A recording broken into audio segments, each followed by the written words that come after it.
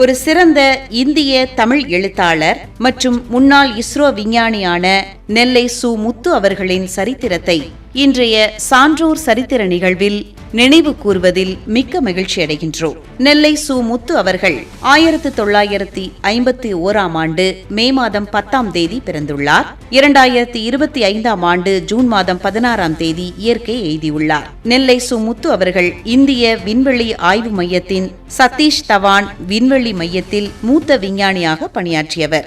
மறைந்த முன்னாள் குடியரசுத் தலைவர் டாக்டர் APJ அப்துல் கலாமுடன் நெருக்கமாக பணியாற்றியவர். கலாம் இவரை தம்மை போன்றே சிந்திப்பவர் என்று பாராட்டியுள்ளார்.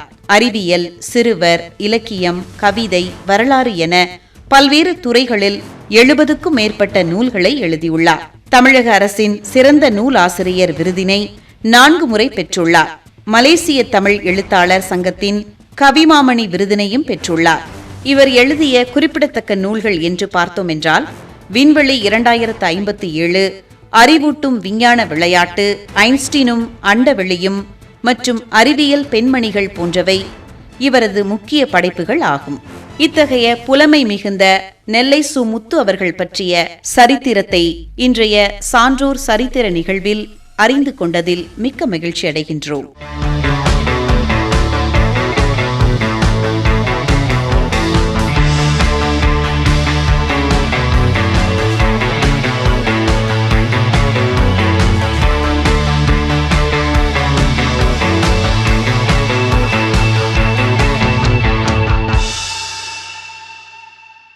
இந்திய விடுதலை போராட்டத்தின் மிக முக்கிய தலைவர்களில் ஒருவர், புகழ்பெற்ற வழக்கறிஞர் மற்றும் சிறந்த அரசியல்வாதியான சித்தரஞ்சன் தாஸ் அவர்களுடைய சரித்திரத்தை இன்றைய சான்றோர் சரித்திர நிகழ்ச்சியில் நினைவு கூர்வதில் பெருமை அடைகின்றோம். சித்தரஞ்சன் தாஸ் அவர்கள் 1870ஆம் ஆண்டு நவம்பர் மாதம் 5ஆம் தேதி கல்கத்தாவில் ஒரு வசதியான குடும்பத்தில் பிறந்துள்ளார். 1925ஆம் ஆண்டு ஜூன் மாதம் 16ஆம் தேதி இயற்கை எய்தியுள்ளார். சித்தரஞ்சன் தாஸ் அவர்களை மக்கள் பாராட்டி அன்போடு தேசபந்து என்று அழைத்துள்ளனர். கொல்கத்தாவில் உள்ள மாநில கல்லூரியில் தனது பட்டப்படிப்பை முடித்தார்.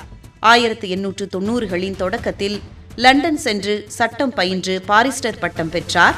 பிரிட்டிஷ் அரசுக்கு எதிராக அரவிந்த கோஷ் மீது தொடரப்பட்ட வரலாற்று சிறப்புமிக்க வழக்கான அலிப்பூர் குண்டு வழக்கில் தாஸ் அவர்கள் மிக திறமையாக வாதாடி அவரை விடுவித்தார். இது இவருக்கு நாடு முழுவதும் பெரும் புகழை தேடித்தந்தது. டாக்கா சதி வழக்கு போன்ற முக்கிய அரசியல் வழக்குகளில் புரட்சியாளர்களுக்காக வாதாடினார் சித்தரஞ்சன் தாஸ் அவர்கள். இந்தியாவின் முன்னணி வழக்கறிஞர்களில் ஒருவராக திகழ்ந்த இவர் மாதத்திற்கு பல்லாயிரக்கணக்கான ரூபாய் ஈட்டும் அளவிற்கு வசதியாக வாழ்ந்தார். இந்திய சுதந்திர போராட்டத்தின் மற்றொரு பெரும் தலைவரான நேதாஜி சுபாஷ் சந்திரபோஸின் அரசியல் குருவாக சித்தரஞ்சன் தாஸ் போற்றப்படுகிறார். மகாத்மா காந்தியின் கொள்கைகளால் ஈர்க்கப்பட்டு 1920களில் தனது ஆடம்பர வாழ்க்கை மற்றும் வழக்கறிஞர் தொழிலை துறந்து முழுநேர அரசியலில் ஈடுபட்டார். சித்தரஞ்சன் தாஸ் அவர்கள் 1922ஆம் ஆண்டு கயாவில் நடைபெற்ற இந்திய தேசிய காங்கிரஸ் மாநாட்டிற்கு தலைவராக தேர்ந்தெடுக்கப்பட்டார். ஆங்கிலேயர்களின் சட்டமன்றங்களுக்குள் நுழைந்து அவர்களின் செயல்பாடுகளை உள்ளிருந்தே முடக்க வேண்டும் என்ற கொள்கையை கொண்டிருந்தார் சித்தரஞ்சன் தாஸ் அவர்கள்.